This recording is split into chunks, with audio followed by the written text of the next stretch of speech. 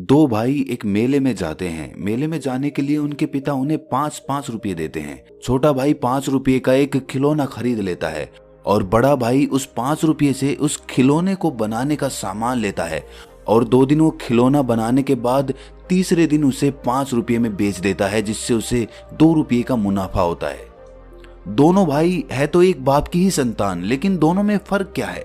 एक बेटा जिसे रुपये दिए गए वो उस रुपये से खिलौना खरीद लेता है, मतलब सारे पैसे खत्म कर देता है, और दूसरा बेटा खिलौना ना खरीद के खिलौने बनाने का सामान खरीदता है ताकि वो खिलौना बना सके, अपने दिमाग और अपनी समझ का सही इस्तेमाल करके ज्यादा पैसा कमा सके। तो इन दोनों भाइयों को देखकर आपको क्या लगता है कि भविष्य में इनमें से ज्यादा कामयाब कौन सा होगा? जाहिर सी बात है, जो अपने पैसे से पैसा कमाना जानता है, पैसे कमाने की नई नई तरकीबें लगाता है, वो भविष्य में ज्यादा कामयाब रहेगा। और जो बच्चा पैसे को यूं ही खर्च कर देता है, वो आज नहीं तो कल अपने पैसे को खत्म कर देगा। यही बात आपको हिंदुस्तान के सबसे बड़े बिजनेसमैनों में से एक अनिल अंबानी और मुकेश अंबानी के बीच देखने को मिलती है। दोनों को बराबर संपत्ति बांटी गई थी, लेकिन अनिल अंबानी जहां अपनी संपत्ति को खत्म करता चला गया, वहीं मुकेश अंबानी अपनी संपत्ति को नए पैमाने पर लेकर गया। इसीलिए जिंदगी में पैसे कमाने के लिए सिर्फ कड़ी मेहनत काम नहीं आती। कड़ी मेहनत तो एक मजदूर भी करता है, लेकिन वो कमाता कितना है? ज्यादा पैसा कमाने के लिए हमें पैसे की फितरत को समझना होगा, धन की फितरत को समझना होगा, ताकि आपका पैसा ही आपके लिए और ज्यादा पैसे कमा कर दें।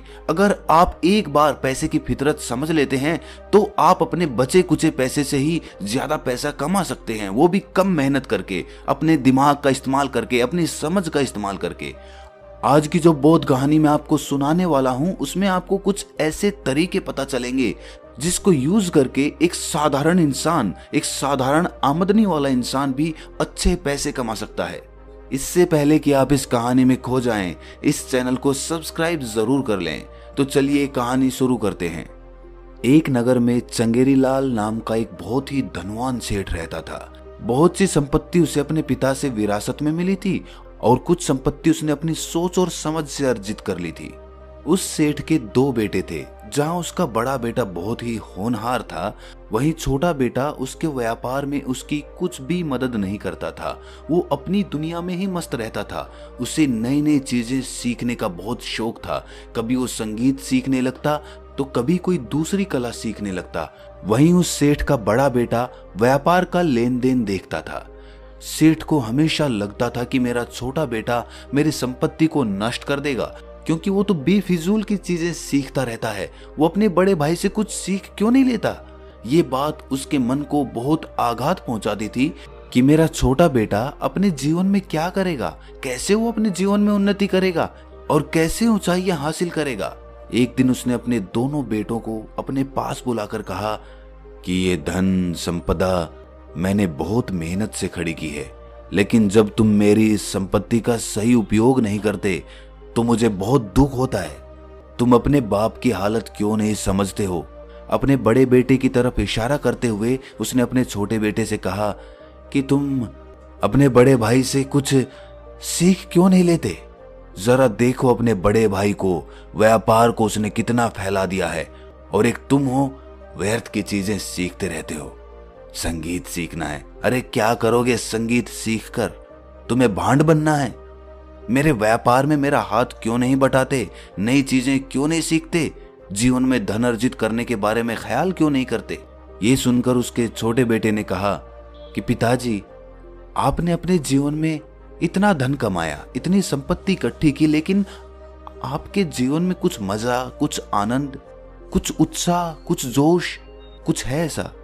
आप सिर्फ धन कमाते हो और धन कमाने के पीछे व्यर्थ की चिंताएं करते रहते हो, जबकि आपके पास इतना सारा धन पहले से मौजूद है। मुझे संगीत सीखने में ही आनंद मिलता है, मेरी धन के प्रति कोई रुचि नहीं है। धन हमारे पास इतना ज्यादा है तो मेरी धन के प्रति रुचि क्यों होगी? आप खुद सोचिए। ये सुनकर वो सेठ तिलमिला उठा। वो अपने बेटे की तरफ उंगली करते हुए बोला कि तुम्हें लगता है कि ये संपत्ति, ये धन सब व्यर्थ है? मैंने अपनी जिंदगी में यूं ही मेहनत की। क्या तुम्हें लगता है कि धन कमाना इतना आसान है? मैं आज से तुम दोनों भाइयों को 1 साल का वक्त देता हूं। 1 साल में तुम में से जो ज्यादा पैसा कमाएगा, मैं अपनी सारी संपत्ति उसी के नाम करूंगा।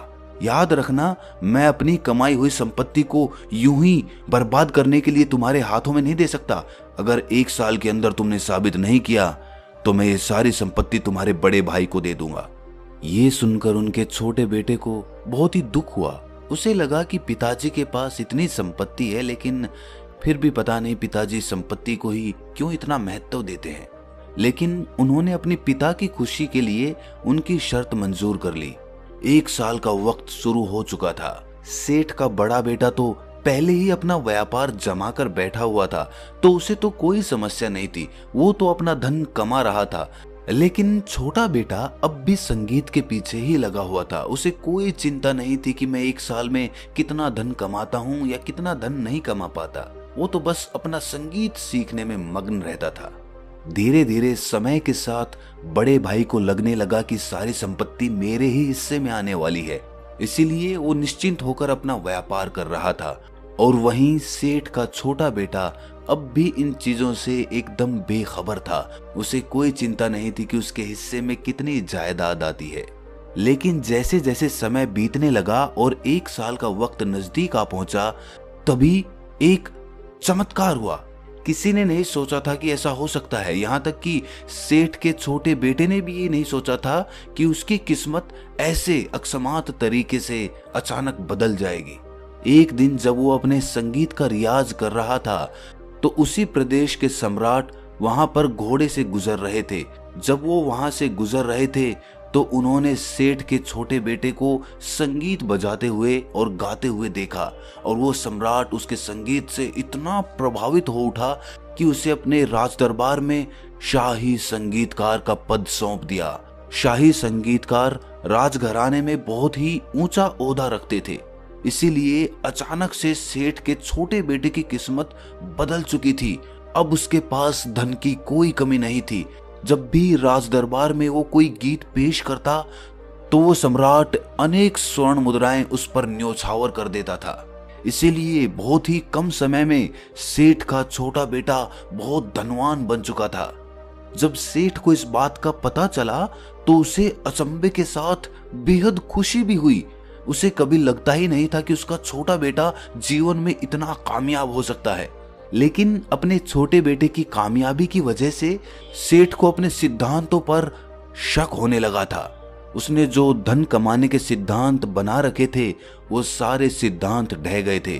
उसने सीखा था कि जीवन में अगर धन अर्जित करना हो तो कड़ी मेहनत करनी पड़ती है, लेकिन उसके छोटे बेटे ने ये साबित कर दिया था कि बिना मेहनत किए भी धन अर्जित किया जा सकता है। आप अपनी रुचि के हिसाब से काम करते हुए भी अपार धन संपदा पैदा कर सकते हैं। इसीलिए जब सेठ को विश्वास हो चला कि उसका छोटा बेटा धन कमाने के मामले में उससे भी ज्यादा सोच और समझ रखता है, तो एक दिन उसने अपने दोनों बेटों को अपने पास बुलाया। उसने अपने बड़े बेटे से कहा कि बेटा, आज जो बात मैं तुमसे कहने वाला हूँ उस बात का तुम्हें बुरा भी लग सकता है, लेकिन अगर तुम अपने अहंकार को बराबर में रखकर सोचोगे तो तुम्हें ये एहसास होगा कि तुम्हारा छोटा भाई धन कमाने के मामले में तुमसे और मुझसे भी ज्यादा समझ रखता है। ये बात मुझे आज तक पता नहीं थी, लेकिन अब मैं ये बात अच्छी तरह से महसूस कर सकता हूँ कि तुम्हारा छोटा भाई धन कमाने के लिए तुम्हें कुछ आसान सिद्धांत बता सकता है। इसीलिए तुम अपने छोटे भाई की सीख को छोटे में मत लेना, उसकी सीख को बड़े गौर से और बड़े ध्यान से सुनना, क्योंकि वो तुम्हारी जिंदगी को एक नई दिशा दे सकता है।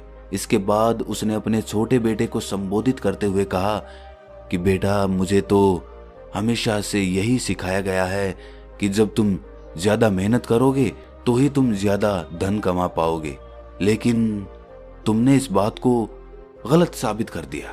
तुम बताओ, तुम्हारे हिसाब से एक इंसान जल्दी पैसा कैसे कमा सकता है? ये सुनकर उसके छोटे बेटे ने कहना शुरू किया कि पिताजी, मैंने जीवन भर धन के बारे में सोचा ही नहीं। मुझे धन कमाने के कोई तरीके नहीं पता है, या कह सकते हैं कि किस्मत से मुझे ये काम मिल गया जिससे कि मैंने इतना सारा धन कमा लिया।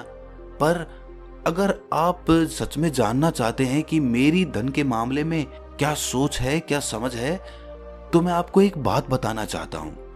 मैंने हमेशा सिर्फ अपनी कला को सीखने पर ध्यान दिया। मुझे संगीत सीखने में मजा आता था। मुझे कभी पता नहीं था कि मैं इतना बड़ा संगीतकार भी बन सकता हूं। लेकिन कहते हैं कि आपकी कला आपको कभी भूखा नहीं मरने देती। इसीलिए मैं धीरे धीरे वो कला सीखता रहा। और कला सीखने का काम एक दिन का नहीं होता है, एक महीने का नहीं होता है। उसके लिए धीरे धीरे समय देना पड़ता है और समय के साथ साथ आपकी कला जवान होती जाती है। इसीलिए इंसान को हमेशा धन कमाने से पहले कोई कला अर्जित करनी चाहिए, कोई कला बनानी चाहिए। कला कोई भी हो सकती है, अभिनय, संगीत, कोई खेल या नाना प्रकार की कलाएं। अक्सर इंसान कला सीखने पर ध्यान नहीं देता। वो शुरुआत से ही समाज के दबाव में, अपने घर वालों के दबाव में अपना पूरा ध्यान धन पर ही केंद्रित कर देता है, जिसकी वजह से शुरुआत में हो सकता है वो थोड़ा धन कमा ले, लेकिन लंबे समय के लिए वो ज्यादा धन नहीं कमा पाएगा, क्योंकि उसने कभी भी कोई कला सीखने पर ध्यान ही नहीं दिया। पिताजी, इससे एक और बात निकल के सामने आती है कि कभी भी धन कमाने के लिए कोई शॉर्टकट नहीं अपनाना चाहिए। शॉर्टकट या सट्टाबाजारी आपको एक बार पैसा दिला सकती है, लेकिन अगर आपको निरंतर पैसा कमाना है तो शॉर्टकट आपकी इसमें मदद नहीं कर सकता, क्योंकि किस्मत आपकी एक बार साथ दे सकती है, 2 बार दे सकती है, लेकिन हर बार आपकी किस्मत आपका साथ दे ये जरूरी नहीं है। इसीलिए ना ही शॉर्टकट अपनाओ और ना ही अपनी किस्मत के भरोसे बैठो। हमेशा इंसान को नजदीक के फायदे की बजाय दूर के नुकसान के बारे में सोचना चाहिए। कई बार हम ऐसे फैसले ले लेते हैं जो वर्तमान में तो हमें फायदा पहुंचाते हैं, लेकिन लंबे समय में वो हमें बहुत ज्यादा नुकसान भी पहुंचा देते हैं। इसके बाद उसने कहा कि पिताजी, कभी भी पैसे को बांध कर नहीं रखना चाहिए। अक्सर लोग धन जोड़कर उसे अपने पास रख लेते हैं। उन्हें लगता है कि मेरे पास धन जोड़ा रहेगा तो जरूरत में वो मेरे काम आएगा। लेकिन धन की प्रवृत्ति ऐसी है कि उसे खर्च होना ही होना है। आप उसे कितनी भी तिजोरी में रख लो, कितना भी उसे संभाल कर रख लो, लेकिन कभी ना कभी वो धन तो खत्म हो ही जाएगा। इसीलिए धन को बांध कर रखने की बजाय उसे अलग अलग जगह पर लगा दो, जिससे कि आपका धन ही आपके लिए और ज्यादा धन कमा कर दे। मॉडर्न लैंग्वेज में अगर मैं आपको बताऊं तो हिंदुस्तान में सिर्फ 5% लोग शेयर मार्केट में इन्वेस्ट करते हैं और वहीं अमेरिका में यही आंकड़ा 55% का है। जरा देखिए कि हम अपने धन को सुरक्षित रखने के लिए उसको बांध कर रख देते हैं, उसको बैंक में डाल देते हैं, उसको अपनी तिजोरी में रख देते हैं, लेकिन उसी पैसे को दूसरी जगह पर लगाकर और ज्यादा पैसा कमाने के बारे में हम सोचते ही नहीं हैं, क्योंकि हमें लगता है कि वहां पर हमारा धन खर्च हो जाएगा। अरे धन को खर्च तो वैसे भी होना है। इसके बाद सेठ के छोटे बेटे ने कहा कि पिताजी, धन कमाने के लिए मुझे लगता है कि इंसान को ऐसा काम करना चाहिए जिसमें उसे अपना बहुत ज्यादा वक्त ना देना पड़े। मतलब अगर वो मौजूद ना हो तब भी उसका काम चलता रहे। इससे क्या होगा कि उस इंसान का समय बचेगा और वही समय वो दूसरे कामों में लगाकर वहां से भी धन और पैसा कमा सकता है। लेकिन इंसान को पैसे कमाने के लिए इतना भी तनाव नहीं लेना चाहिए कि उसे अपने शरीर से ही समझौता करना पड़ जाए। अक्सर हम अपने आसपास ऐसे बहुत सारे लोगों को देखते हैं जिन्होंने जीवन में बहुत सारा धन कमाया, लेकिन उनका स्वास्थ्य, उनका शरीर उनका साथ ही नहीं दे रहा। तरह तरह की बीमारियों से ग्रसित हैं। आखिरी और सबसे बड़ी बात, उस पैसे का सदुपयोग करना। जो भी पैसा हम कमाते हैं, अगर हम उसका सही उपयोग नहीं करेंगे तो आज नहीं तो कल पैसा खत्म हो ही जाएगा। इसीलिए जो पैसा दूसरों की मदद करने के लिए या दूसरों को काम देने के लिए खर्च किया जाता है, वो पैसा खत्म होने पर भी आपको दुख नहीं देता। इसीलिए ऐसा काम करो ताकि तुम्हारे जरिए दूसरे लोगों को भी काम मिल सके, दूसरे लोगों का जीवन भी सुधर सके। आखिर में एक बात कहना चाहता हूँ कि पैसा तो सब कमाना चाहते हैं और वो भी आसान तरीके से, लेकिन कमा कितने लोग पाते हैं। इसीलिए हमेशा किसी कला को सीखने पर ध्यान दो। जितने भी फिल्म सितारों को हम देखते हैं, उन्होंने अपने जीवन काल में बहुत मेहनत की। अपने शुरुआती दिनों में उनके पास कोई पैसा नहीं होता था, कोई फेम नहीं होता था, लेकिन उन्होंने अपनी कला को सीखना जारी रखा और इतने साल अपनी कला को सीखने के बाद आज उसका परिणाम उन्हें मिल रहा है। लेकिन ये एक दिन में नहीं हुआ, उन्होंने निरंतर अपनी कला को निखारा। अगर आप कोई कला अर्जित कर लेते हैं तो पैसा आपके पीछे भागेगा, लेकिन अगर आप पैसे के पीछे भागेंगे तो आप भागते ही रह जाएंगे, लेकिन आपकी दौड़ कभी पूरी नहीं होगी। इसीलिए किसी भी कला को सीखना शुरू करो। कला कोई भी हो सकती है, शेयर मार्केट, कोई स्पोर्ट, कोई बिजनेस, ये सभी कलाएं होती हैं जिनके द्वारा हम अच्छा धन अर्जित कर सकते हैं, अच्छा पैसा कमा सकते हैं। इसीलिए पैसे के बारे में सोचना बंद करो, पैसा अपने आप आ जाएगा। किसी कला के बारे में सोचो, कला को कैसे ऊपर उठाया जाए इसके बारे में अपनी समझ पैदा करो। तो दोस्तों, कैसी लगी आपको ये कहानी कमेंट सेक्शन में जरूर बताना, और अच्छी लगी तो इस चैनल को सब्सक्राइब जरूर करना। तो मिलते हैं अगली कहानी में, तब तक के लिए अपना ख्याल रखें।